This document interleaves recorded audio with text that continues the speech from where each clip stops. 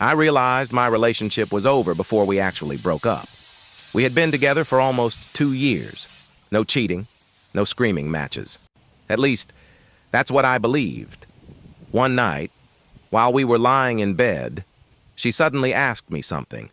If we broke up tomorrow, who would you tell your side of the story to first? I laughed at first. I thought it was a joke. She didn't smile. She just kept staring at me, waiting for an answer.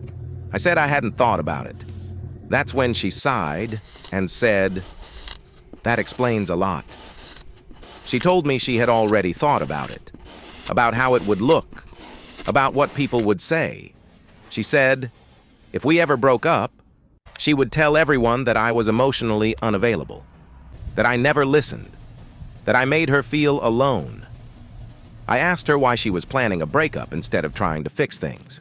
She said, because people always choose sides and I need to protect mine. That was the moment everything changed. She wasn't scared of losing me. She was scared of losing control of the story. After that night, I started noticing things I had ignored. Arguments that happened in private were told differently in public. My words were softened.